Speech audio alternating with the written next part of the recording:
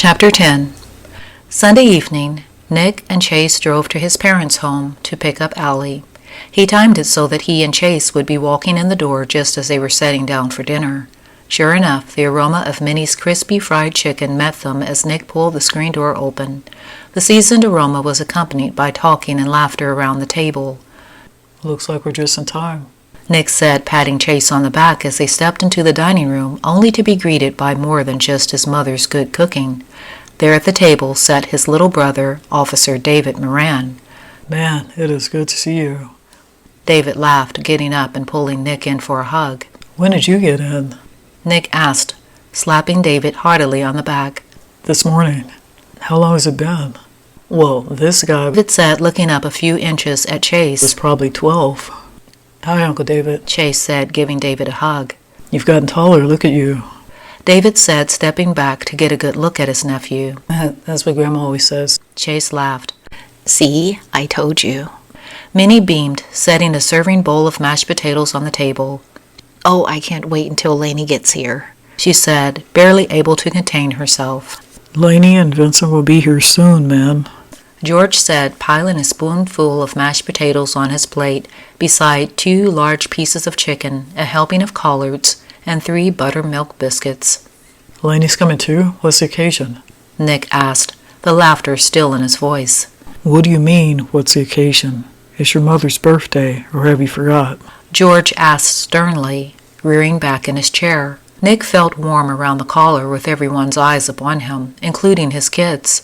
Had he really been so wrapped up in his work that he managed to forget his mother's 60th birthday? There was no excuse for it. Nick scolded himself.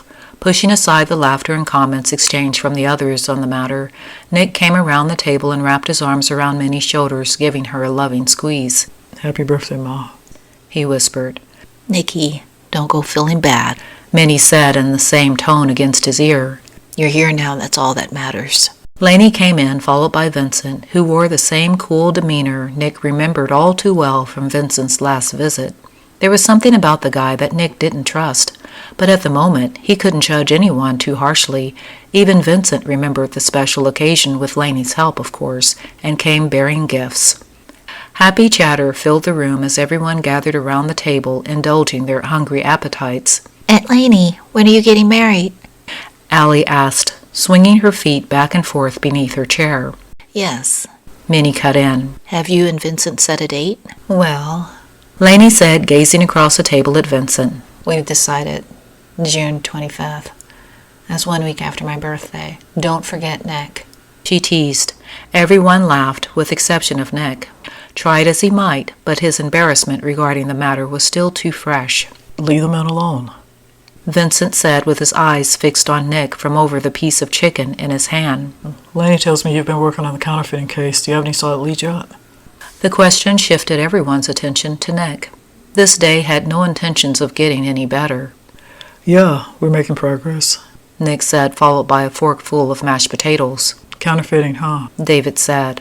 "Here in Callahan? That's not that uncommon. Vincent returned. Perps commit crimes in big cities, but they hide in hick towns like this where there's limited law enforcement." "Except for the hick part. I agree with Vincent," George said. "I told Nick, seeing as how you used to be a cop in New York, he should talk to you about it. Maybe you could give him some pointers." "I wouldn't mind, but I'm sure Nick's got the matter under control. He can handle it." Vincent said, taking another bite of chicken, unaware that he had offended just about everyone at the table with his remark. Lainey threw a disapproving glance Vincent's way. Not that he noticed, Nick chuckled. "Hey, Uncle David," Chase said. "I was thinking about joining the Army." "Seriously?"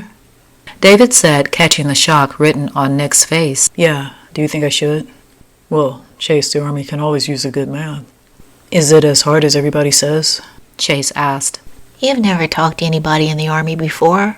Allie pointed out. "Shut up, Allie." Chase frowned. "Have you?" David asked. "No, but I've seen commercials." Chase said.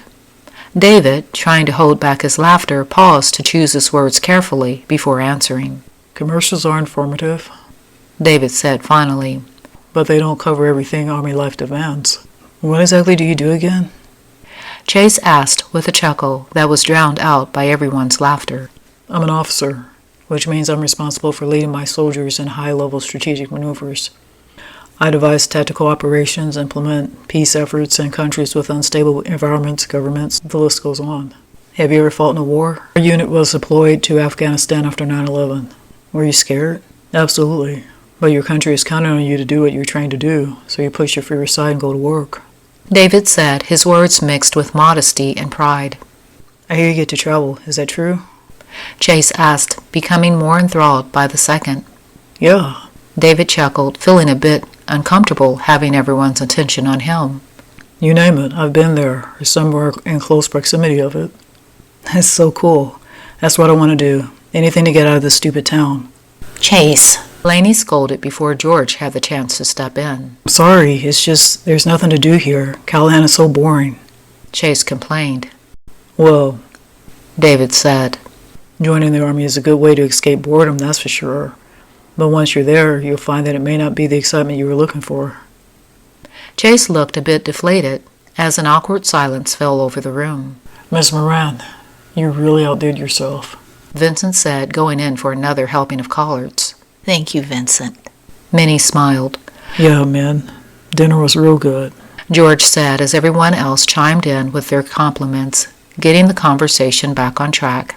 After the cutting of the cake and the opening of the gifts, Nick went outside and sat on the porch swing, where he waited for his parents to finish making a fuss over David and the kids, so that he and his family could go home. No hard feelings? Laney asked, coming out to join him. How are you doing? He asked in place of an answer. I'm fine. Laney said, gazing out into the night sky from the top step of the porch.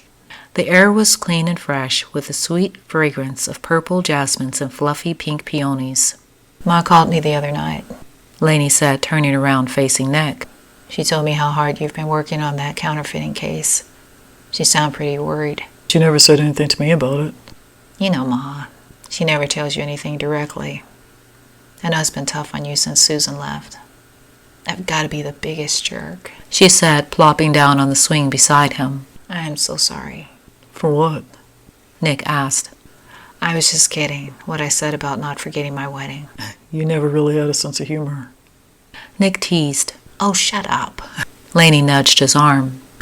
But seriously, can you forgive me? There's nothing to forgive. But tell me something. What is it? She asked, resting her head upon his shoulder. This thing with Vincent, are you sure about it? Oh, you mean that hick remark? That was actually kind of funny. Nick laughed. You always did have a twisted sense of humor. Yeah, I guess. But I was referring to Vincent's proposal. I'm wearing his ring. That doesn't answer my question, does it? I don't think I've ever been more sure about anything. I love him. Can't you see that? Just promise that you'll come to my wedding. That's all I ask, she said, wrapping her arms around his arm. Nick leaned close and kissed the top of her hair. I wouldn't miss it. The screen door opened as David stepped out into the porch. Sunday night in Callahan, he said, claiming a seat on the top step with his back leaned against the post. How long are you here for? Nick asked. Monday formation is at 0600. I'm leaving tonight. Ma will miss you, Laney said.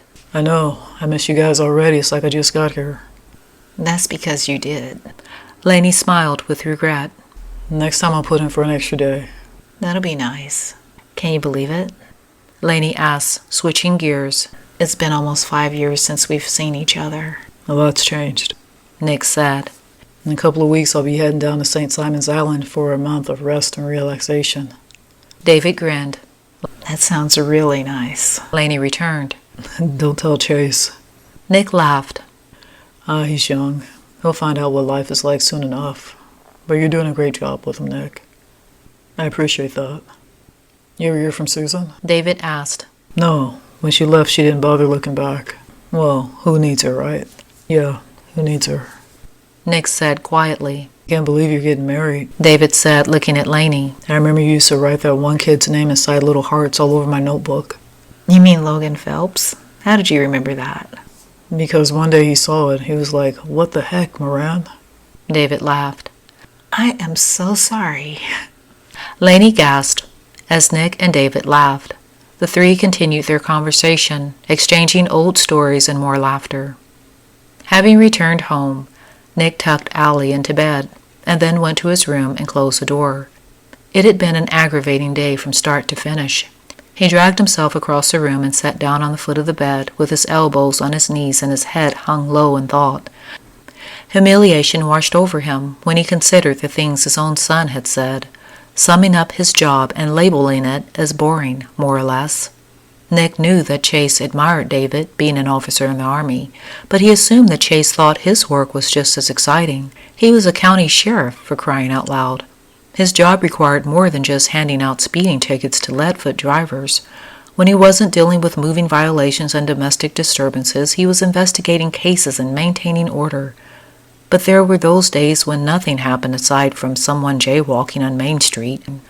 On those days, Chase was right. Nick's job was boring. Then there was Michellin. The kiss he gave her definitely crossed the line. Things were complicated enough before he stupidly shined a flashlight on his feelings for her. Now there was awkward tension on both of their parts, instead of the tension he usually had to deal with by himself. There was a knock on the door. "Come in," Nick said. The door opened as Chase poked his head inside. "I just wanted to say goodnight." Humility from Chase was definitely rare. Nick assumed the boy was feeling guilty for mouthing off at the table. "Goodnight," Nick said, refusing to bust Chase's chops about it. After all, he was entitled to his opinion. "Dad," Chase said, lingering in the door. "do you have a minute?" "What is it?" Nick sat, silently preparing himself for Chase's apology. "Were you expecting me to show up at the center tomorrow?"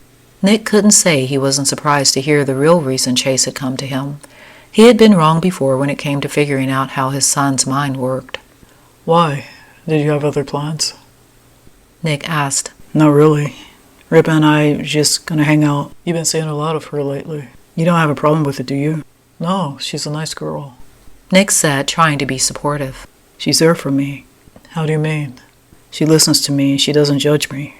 "We could all use someone like that." Nick cracked a smile. "I kind of feel weird asking you this, but how do you know if you love someone?" Chase asked. "It's different for different people." "How was it when you knew you loved Mom?" "That was a long time ago." Nick said. A tender-hearted smile eased over his face. "Are you saying you don't remember?" "No, I remember." "Well, what was it like?" Chase insisted. "I felt excited being around her. She was all I could think about. I would make up silly excuses to call her just to hear her voice." Nick laughed. "I felt like she would always be there." "What happened?" "I don't know. People change. She obviously needed more than I could give her. I guess my work as sheriff took a lot of time, and she got tired of waiting." "Why do you ask? Do you feel like you're in love with Rippa?" "Yeah, I am. You're probably going to say that I'm too young to know what love is, but I'm not stupid. I know how I feel." "Good. Being in love is a great feeling. I'm happy for you." "What about you, Dad? I mean, I've seen the way you look at Miss Stone. Do you love her?" Nick was a bit caught off guard from the directness of Chase's question. "With us, it's different. It's just business." "Come on. I've seen her here 2 times, and it didn't look like you two wanted to talk about business." "If you must know, I've spent some time working with her, and I've discovered that she's a nice lady. But that's all. There's really nothing else to it." "If you say so. Homework to finish. Then I'm going to go to bed. Night, Dad." "Good night, Chase." Monday morning, Nick had just finished reading a memo that had rolled off the fax machine when Michellin walked in. Try it as she might, the tight bun in the back of her head, and her lack of makeup, not to mention her gray-fitted suit, was a poor attempt to make Nick forget about the kiss they shared. "Good morning." Michelin's voice was curt as she crossed the office and placed her purse and files on the desk. She was almost robotic, refusing with everything she possessed to do the things she usually did with her hips when she walked. The sight of her made him smile. Nick couldn't help the gesture any more than he could help the desire building within to take her into his arms and finish what he had started the last time he saw her. "Good morning," Nick said. "What do you have there?" she asked, sitting down at her desk. "Oh, this," Nick said, picking up the memo. "is a confirmation from Sheriff Holland of Lee County. He says there's been no reports of Shirley and Berta." "So she's no longer in the area," Michellin said, taking in what it meant. "Yeah, basically." Michellin opened her purse and took out the piece of paper from the other night. "Maybe this will help." Michellin said, holding the paper out to him. Apparently, she expected him to come get it. What could he say? It was the second time she'd offered it to him. The least Nick felt he could do was meet her halfway. Getting up, Nick walked over to her desk. He reached for the paper, fully aware that her eyes were directly upon him, watching his every move. This staring game she had going was probably payback for accusing her of having feelings for Brett, or vice versa. Nick wasn't sure. Whose address is this? Nick looked up at her. How are Keeley's? Michellin said. He has a place not far from here. He's been staying there with his stepsister and her husband. How'd you get it? I pulled his record from the police database. Keeley's arresting officer was on file. I called the Midtown precinct in the Bronx. Someone from the records department faxed over the address to the halfway house in Guinness, Texas, where Keeley was staying. So I went and spoke to the guy who runs the place. He said that Keeley's no longer on probation, and that he had moved to Callahan, where he's been living for the past 3 months. When did you find the time to do it? Nick asked, trying to conceal his embarrassment for not having accomplished nearly as much in his own town. Saturday morning. Guinness is only 2 hours away from Callahan. I'm impressed. Nick said. Michelin's lips held back the smile stubbornly trying to surface. So, I figured you and I could go check things out, she said. I'll call ahead and ask Judge Schrader to issue a search warrant. We'll pick it up on the way.